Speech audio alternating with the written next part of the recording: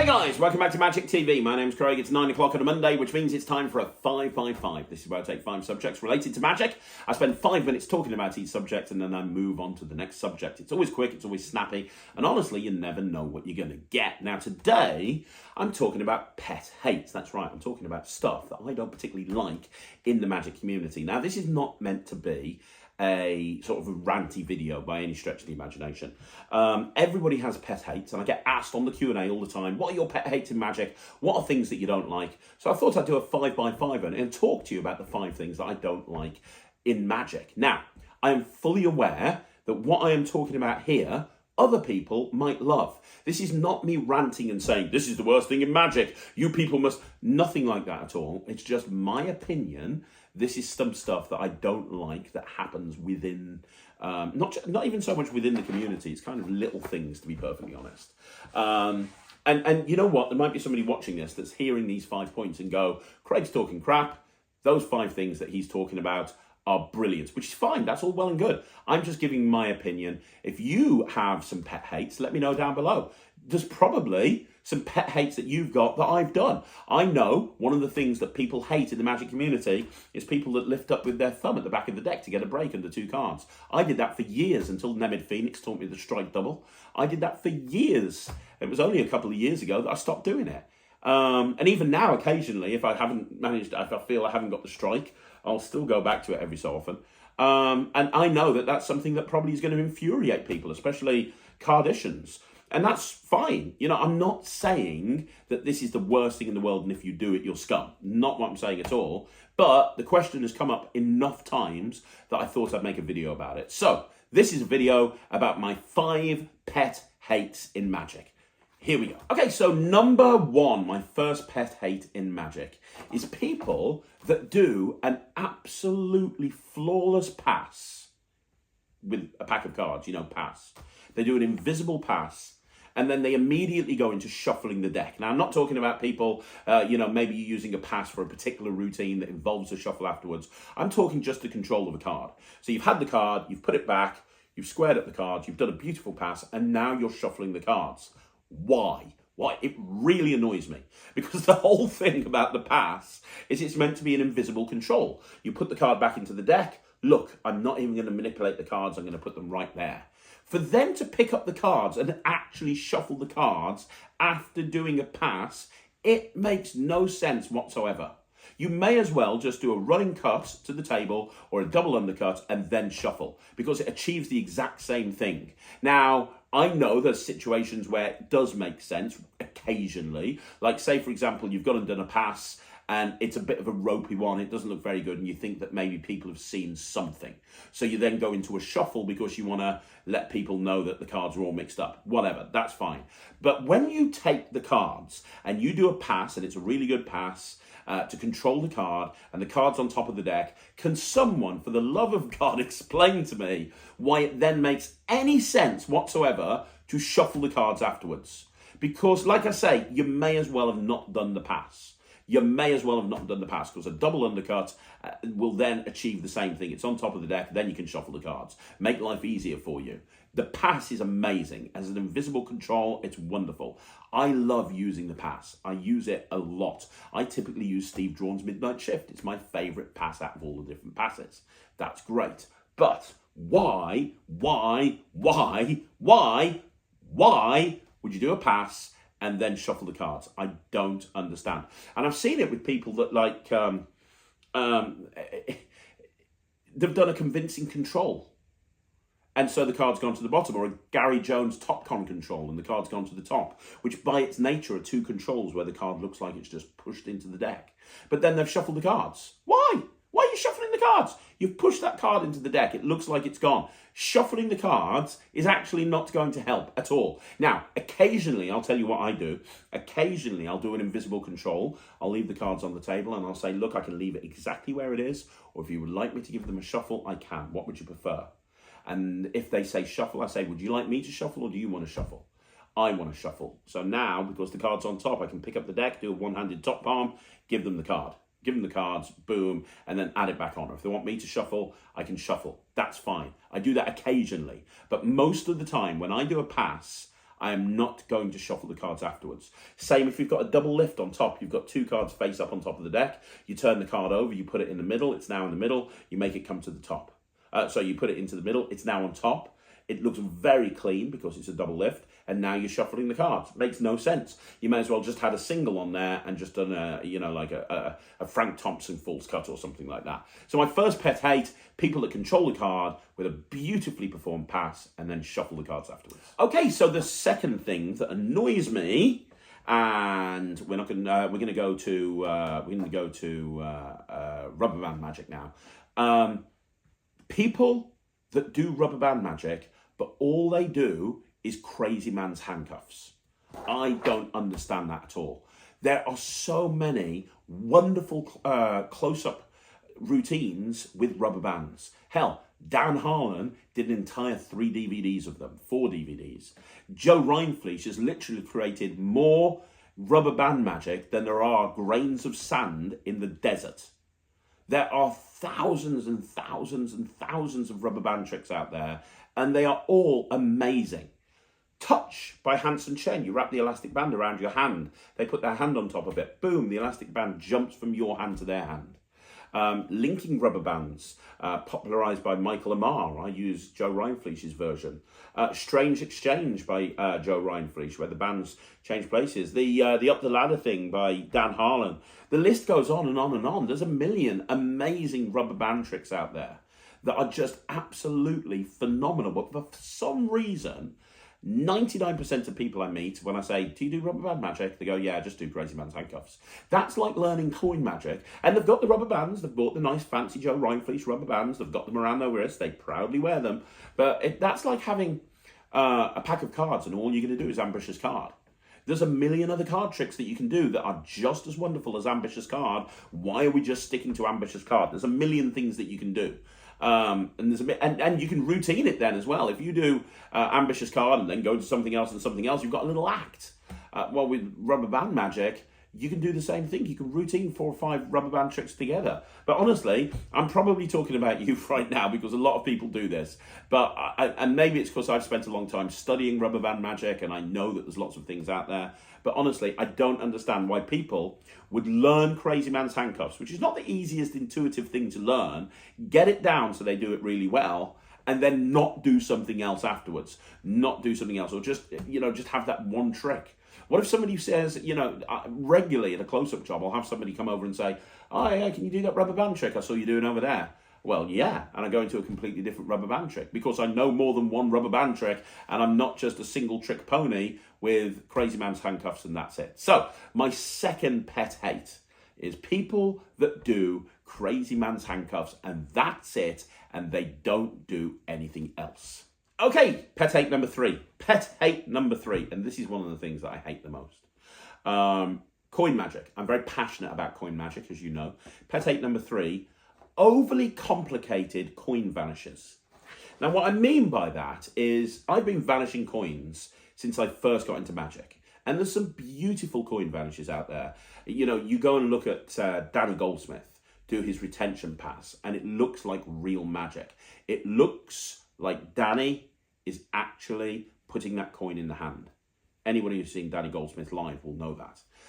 But think about the vanish. He just picks the coin up, puts it in his hand, and it goes. You'll see other people. Curtis Cam does some amazing coin vanishes. I think that coin magic is beautiful. I think that vanishing a coin is one of the most magical things that you can do. You just pick up the coin, you put it in your hand, it vanishes. Job done. Beautiful. Absolutely wonderful. What I don't understand is why people do coin magic and they're going to vanish a coin and they go through the most incredibly convoluted series of actions to prove that the hands are empty. Like, they'll take the coin and they'll do this, and then they'll do this, and then they'll do this, and then they'll do this, and then they'll do this, and they'll do this, and they'll do this, and they'll do this, and they'll do this. And honestly, every time I see somebody do that exclusively, it just looks like they're trying to hide a coin by just manipulating it into various different points that the spectators can't see, which is exactly what's going on. Because from a spectators aren't stupid. I think we should give them more credit. And one of the things that I think that spectators realise is when you put a coin in your hand, it potentially could be in the other hand, right? I think they realise that, which is why the most important thing with the coin routine is structure. You know, that when you make the coin vanish, something else is happening. You're showing the coins over there, or whatever the case may be, right? David Roth talked about this. He said that when you do a coin vanish, it doesn't matter how good your technique is, eventually the spectator's going to want to look at the other hand, because they're naturally trying to figure out what happens. And if they've not got sleeves on and they're looking around for solutions, and they go, hey, show me your other hand. Not because they think it's in the other hand, not because they saw you flash it in the other hand, but just because logically, if they're trying to figure it out, that's a place where it potentially could be, right? So structure of the routine is very important. You put an extra coin under here. I vanish the coin. It's underneath there. Now they're not looking for it because you've already shown them where it is. Now it's actually an extra coin, but they don't know that. Which means that if you do this sort of stuff, I think spectators are just kind of realizing that you're hiding it in increasingly more ridiculous ways. And what's even worse about it is when you see people doing this convoluted finger gymnastics, when you see people doing this, the end of the coin routine is always the same. They reproduce it. So it's not like they're vanishing it and then they can show the hand's empty. They're vanishing it, and then they're doing all of this bollocks, and then at some point they go, and it's back. Well, where did that go? I wonder, said no audience ever in the entire history of magic. I just don't get it. I really don't. I think the best thing to do with the coin is to vanish it and have it really go. I have a top pocket all the time. I don't know if you guys have noticed, I'm a bit of a fan of checkered plaid shirts. You might not have noticed that. I am. So a lot of the time I've got a shirt there. So I'll wave my hand over and I'll literally just steal it in thumb palm and drop it in the top pocket. If a suit jacket is there, I've got the same thing, right? If you've ever seen David Penn or Patrick Page or Michael Amar, somebody who's a real expert at the toppet, perform with the toppet, you'll realise that it looks very, very magical because the coin just goes. It just goes. Same with sleeving. I don't sleeve, but you look at somebody like Eric Stevens do sleeving and you just think, oh my God, this is the most amazing thing I've ever seen in my life. The coin is just going.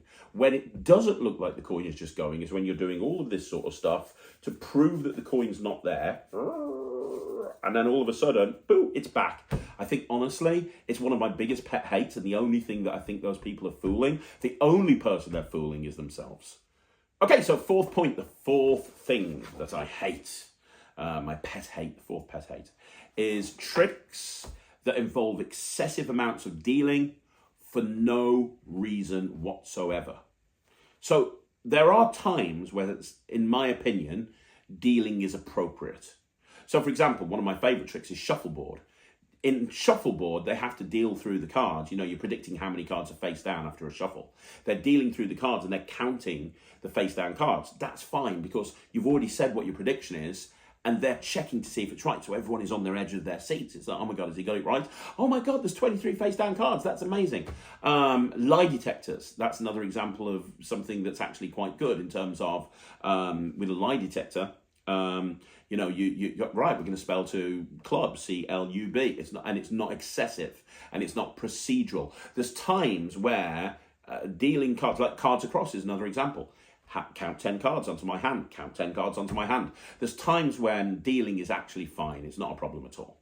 But a lot of the time when we're doing tricks that involve dealing, it's just mind-bogglingly boring. You know, one of the things I hate the most with a passion is the 21 card trick. I hate the 21 card trick. And one of the reasons I hate the 21 card trick is because it's like, right, let's deal out 21 cards, right? Is your card here? Is your card here? Is your card here? No, let's do it again. Oh, God, let's do it. Sorry, before you do it a third time, can you just get me a gun? Because what I'd like to do is blow my brains out if you deal that fucking pack of cards one more time. I hate the 21 card trick with a passion and it fools no one. And what's even worse is when people release versions of the 21 card trick. I've got a version of the 21 card trick and it fools magicians. And it's more impressive because of this. Yes, but it's still the bloody 21 card trick if it still involves 21 cards. If your brand new method that fools magicians still involves 21 cards being dealt onto the table, then it's still shit. And if it doesn't involve 21 cards being dealt onto the table over and over again, it's not the 21 card trick. It's just as simple as that. The 21 card trick is terrible. And the other problem with the 21 card trick is whenever you get a layman going, hey, can you give me that pack of cards? I learned a trick in the 1920s and I'd like to show it you. Oh, really? Would you? Okay, wonderful. Right, go ahead. And then you get that moment where he goes, I'm going to take 21 cards out of this deck. I'm like, well, no, you're not. No, go and sit down. Go show him. Here's a pack of cards. You can have it. Go and show him. Show anyone other than me. Or you have to sit there and go, oh, that's good. Oh, hang on. You want to do it for a fourth time? Okay, right, okay. Was that your card? Yes, that is my card. Do you know how it's done? Yes, I do. But you did it very, very well. You did it very well. You did it very well. Honestly, considering it's such a shit trick, you actually performed it better than most magicians, I would say.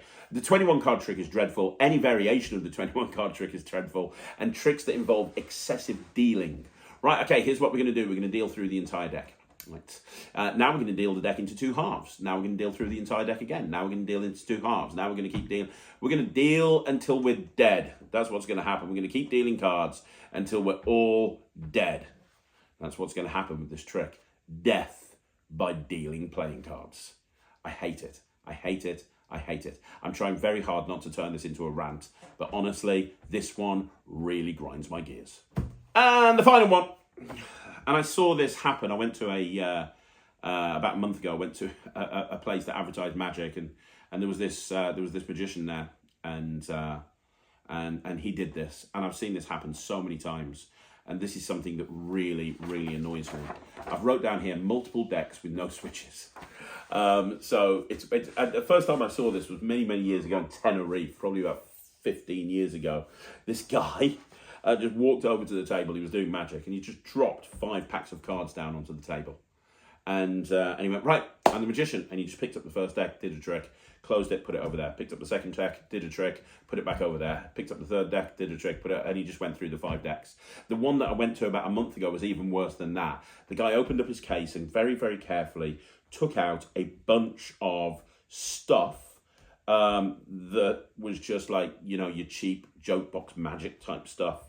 There was just a load of crap all over the table. And me and Sarah were sitting there, and he's like, right, okay, magic time.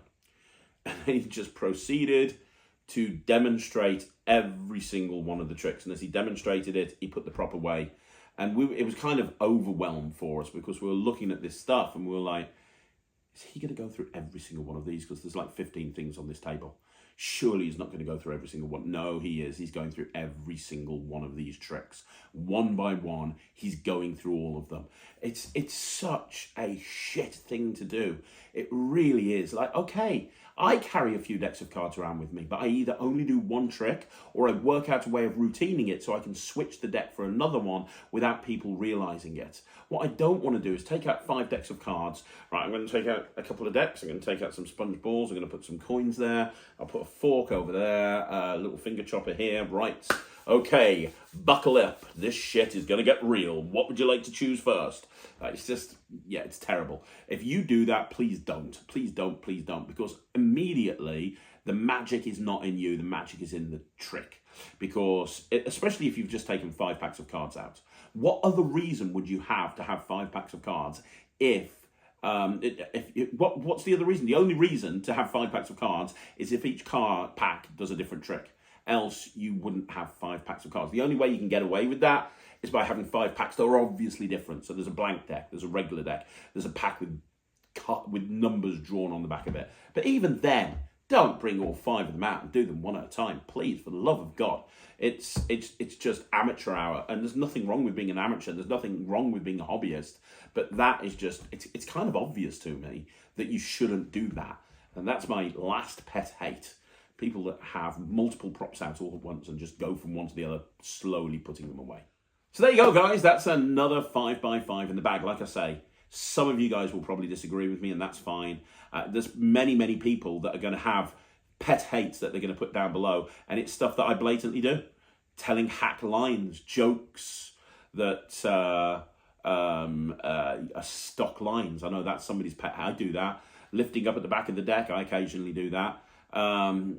there's going to be, I know there's going to be pet hates down below. And I'm not attacking anyone with any of these. If you do this and it works for you, fair enough. But the question has been asked, what are my pet hates? These are my 5 pet hates in Magic. But now I put it over to you. What are the things that you hate most in Magic? Please let me know in the comments down below. Now, don't forget, you want to see more videos like this, like the video, subscribe to the channel, leave a comment down below. I'm going to be back again soon with another video. But don't forget, if you haven't already done so, join the Netrix. It's www.thenetrix.com. It's my online streaming platform for magicians, and you can get access to it immediately. I'll see you again soon. Thanks for watching. My name's Craig from Magic TV.